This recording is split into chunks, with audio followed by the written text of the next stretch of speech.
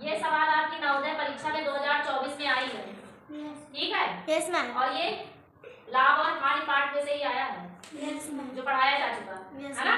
तो हम लोग देखेंगे ये सवाल लगेगी कैसे। एक पुस्तक का मूल्य 100 रुपए है। दुकानदार ऐसी 3 पुस्तकों को 275 रुपए में बेचता है। तो लाभ या हानि क्या है, जो भी है वो आपको बताना है ना। तो उत्तर तो मुझे ऐसे ही देख कर ही आ जा रहा बिना सवाल लगाए, लेकिन हम जानेंगे कि सवाल लगेगी कैसे, है ना। इसका उत्तर क्या आएगा, क्योंकि हम ऐसे भी देख सकते हैं कि अगर एक पुस्तक का मूल्य 100 रुपए है और दुकानदार उसके पास बहुत सारी पुस्तकें होती हैं, तो किसी ने क्या किया, 3 पुस्तकें एक साथ खरीद लिया। तो जब 3 पुस्तकें उसने एक साथ खरीदा तो उन्होंने कुछ कम में दिया। जैसे एक पुस्तक 100 रुपए का है तो 3 पुस्तक कितने की होगी, 300 की। Yes ma'am. लेकिन उन्होंने 3 पुस्तक कितने में बेची, 275 में। तो यानी ज्यादा में लिया और उन्होंने कितने में बेचा, कितने कम में बेचा, 300 में खरीद, 300 उसका दाम था और उन्होंने 275 में बेची। तो क्या हुआ, लाभ हुआ या हानि हुआ, हानि हुआ। कितने की हानि हुई,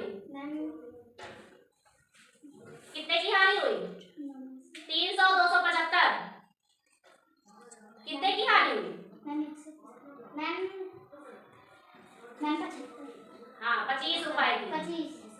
300 में से 275 घटाओगे 25 रुपए ही तो बचेंगे। Yes ma'am. है ना। तो हम देखेंगे सवाल कैसे गया था, 100 रुपए। कितना है, 100 रुपए।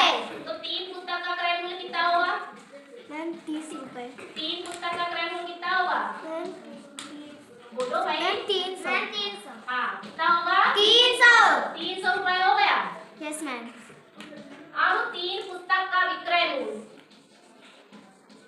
3 पुस्तक का विक्रय मूल्य कितना है, 25।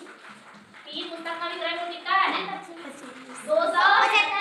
275 है। उन्होंने इतने में ही तो बेचा। Yes ma'am. तो ये 2 विक्रय मूल्य हो गया। अब बताओ क्रय मूल्य ज्यादा है कि विक्रय मूल्य ज्यादा है, क्रय मूल्य।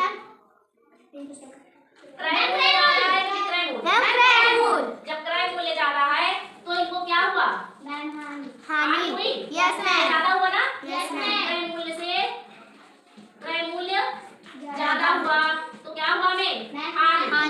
तो हानि निकालने के लिए क्या होगा, क्रय मूल्य माइनस विक्रय मूल्य। और क्रय मूल्य कितना है, तो हानि कितनी आई, 25 रुपए। ठीक है। Yes ma'am. आगे का समझ में, यस मैम।